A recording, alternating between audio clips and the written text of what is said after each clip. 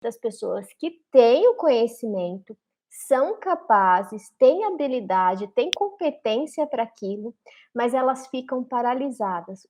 A sensação dessas pessoas é como por mais que elas aprendam, por mais que elas façam, por mais que elas recebam elogio, a sensação é de que nunca está bom, nunca é o suficiente, e isso faz paralisar. Então eu vou abrir um negócio? Não vou abrir porque eu não tenho conhecimento suficiente.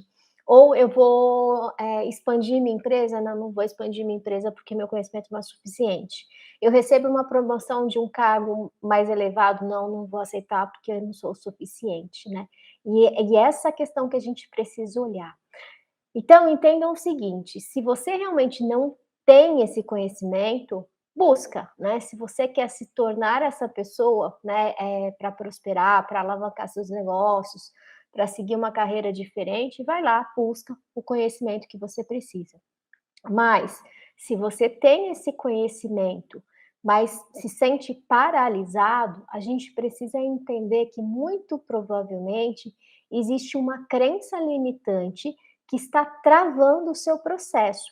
Um pensamento que você mesmo desenvolveu, que você acredita nesse pensamento, só que esse pensamento ele se tornou tão grande, tão poderoso e tão forte que ele acaba de paralisando e impedindo que você faça o que precisa ser feito. Simone, mas o que são crenças limitantes?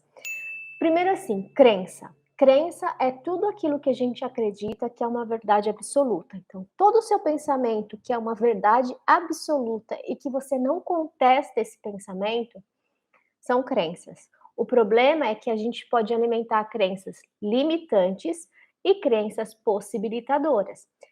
Crenças que vão fazer com que a gente evolua, cresça, se desenvolva, que a gente caminhe para frente, e crenças que vão fazer com que a gente se prenda, com que a gente se paralise. Elas são as crenças limitantes.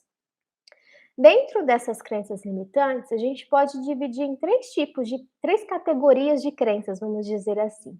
Primeiro, a gente tem as crenças superficiais, que são aquelas crendices populares, sabe? Por exemplo, se você quebrar o espelho, vai ter 7 anos de azar. Se o chinelo dormir virado, né, ficar com a sola virada, a mãe vai morrer. Sabe esses ditados populares que um dia nos contaram? Existem muitos adultos que alimentam essas crenças ainda e às vezes deixa de fazer alguma coisa por acreditar naquilo. Essas crenças, elas são chamadas de superficiais, porque são contos, são histórias, são ditados populares, e é super fácil da gente conseguir ressignificar essas crenças.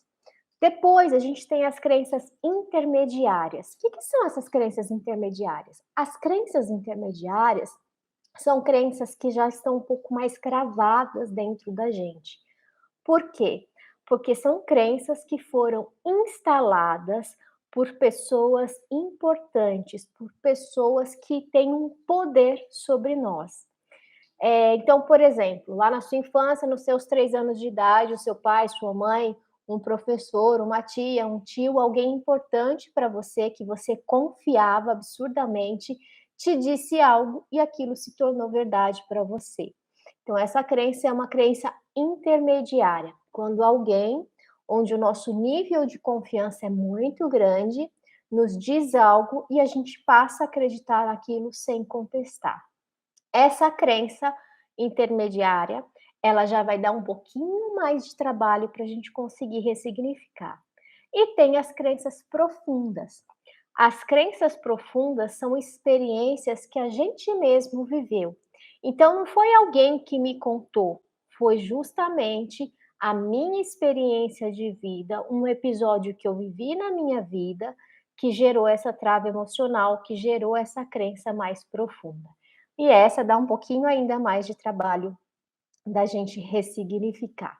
Então entendam o seguinte, quando eu tenho conhecimento, eu tenho capacidade, eu tenho habilidade para fazer algo, mas mesmo assim eu me sinto paralisada, parece que para mim nunca é o suficiente, tipo, e eu não consigo dar um passo para frente, eu não consigo fazer o que tem que ser feito, porque eu sempre tenho esse sentimento de incapacidade. Isso é uma característica muito do que a gente chama da síndrome do impostor, né.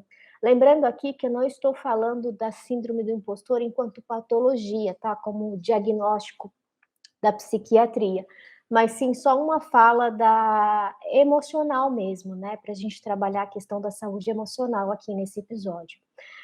Então as pessoas que têm, né, essa via, vamos dizer assim, essa tendência de se enquadrar na síndrome do impostor, geralmente são pessoas que têm a capacidade, elas são reconhecidas por outras pessoas: "Nossa, que bacana o que você fez", mas para elas o sentimento não é esse, né. Por mais que chegue alguém e fale assim: "Nossa, que bacana o que você fez, seu trabalho é muito bacana, é muito show", mas a pessoa ainda acha que não é o suficiente. Ela acha que foi sorte, por isso que deu certo, mas nunca foi sobre a capacidade dela. Então, quando a gente começa a duvidar muito da nossa capacidade, né, tipo: "Eu não sou capaz de fazer isso, eu não sou capaz de fazer aquilo, é isso e aquilo", e fica, né, nessa guerra interna, a gente precisa começar a trazer as informações para a consciência. "Opa, eu não sou capaz, realmente eu não tenho essa capacidade", ou é um pensamento que está me dizendo isso, e aí eu preciso trabalhar em cima desse pensamento. Dentro da mentoria para os meus mentorados, eu sempre digo assim: nunca duvide da sua capacidade. Capacidade todos nós temos, ou a gente pode adquirir, mas duvide sempre dos seus pensamentos, né. Então esse é o momento onde a gente começa, sentir a necessidade real de começar a praticar os diálogos internos, sentir a necessidade real de começar a questionar essas ideias mirabolantes que minha mente cria, né. Começou a duvidar da sua capacidade, contesta, questiona. Será que é isso mesmo? Será que eu não sou capaz ou eu estou com medo? Quando a gente começa a fazer essas conversas, as coisas começam a fluir.